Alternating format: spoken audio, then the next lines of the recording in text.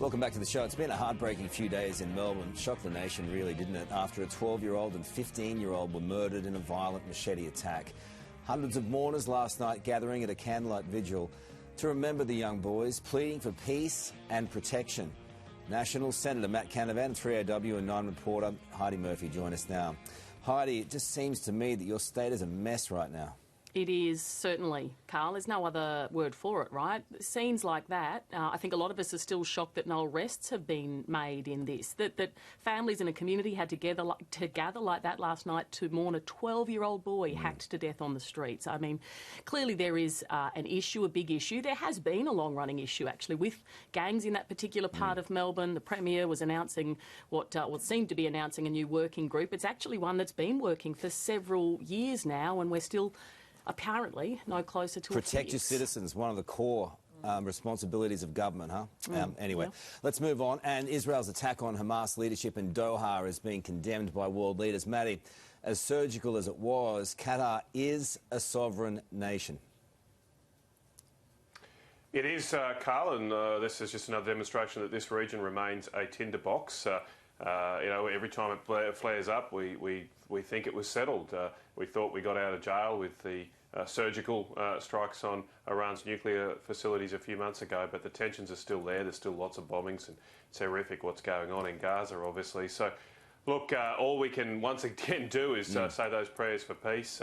Those prayers have been answered, as I said, in the last few months.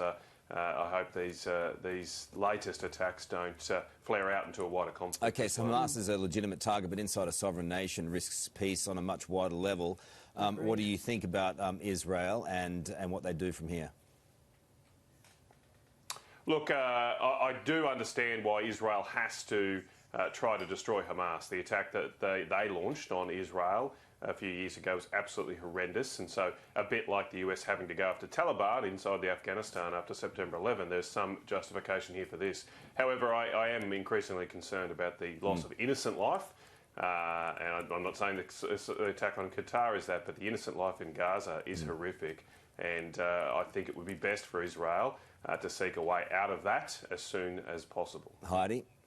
Yeah, I think it's a worrying step to be, I think, attacking another sovereign nation. You're right. I think it risks escalating things ever further in, yes, a troubled part of the world, but Israel probably needs to start stepping carefully, more carefully. OK, it seems a domino has fallen in the Pacific. Maddie, a bit embarrassing for the PM, that sweet Pacific shirt he had on, the wooing, the sacrificial swine. But Vanuatu is more interested in the colour of Chinese money, it seems.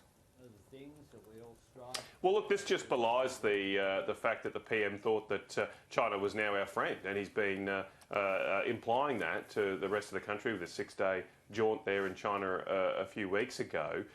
No one had a problem with him visiting China, but the way he's cozying up here to the panda bear just seems all out of whack with the hard reality on the ground of Chinese power and Chinese influence. It does also raise the question again, why hasn't the Prime Minister gone and visited the President? Because clearly if China is not our friend in the Pacific, we need Americans to be engaged in the Pacific, because we are not going to win a money race with China, but with America at least we have a chance. All right, that's the dance, Heidi. Well, it is the dance, but this leaves us bloodied, doesn't it, on a diplomatic stage? Leaves us a bit red-faced. It's not what the PM wanted to come back with from Vanuatu. I think it's a shocking look for us. Should have been done better somehow. That's for sure. Penny Wong on the show after 7. Finally, the coalition. Can we still call it that? I guess loosely. Factional infighting continues over Jacinta Price's comments about Indian migrants. Maddie, I know you love talking about this. Do you think she should apologise? No, I don't. I'm not in the business of asking my colleagues publicly to apologise for things, so they can be responsible for their own comments. It's just one little word, Look, she expressed regret. It's just one little word. Leave it to her. I mean, the only sin Jacinta's been guilty of is engaging in the same identity politics that the Labor Party specialises in. Okay. Ironically, causing more Jacinta has been the best advocate against that, so we should stop dividing our country into ethnic groups, into genders. Elton John we're all Australians. But you'll welcome Jacinta back to your party. I mean, this is brilliant. Did you talk to the jilted David Littleproud about that, or are you just going rogue?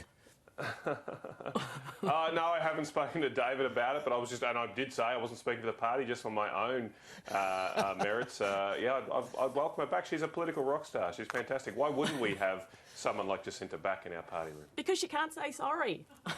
And you can't get any votes from the Indian community. Oh, yeah, I don't. That's not the test. That's not the test. Hello? I want to win. Hello? The test is, can you win? Are you a winner? Jacinta's a winner. I'll take her in my team. Thank you very much. I love it. Thanks, guys. Appreciate it. Sarah. What exactly has been won, I wonder? Anyway, your 7am news is just moments away, and coming up, the stories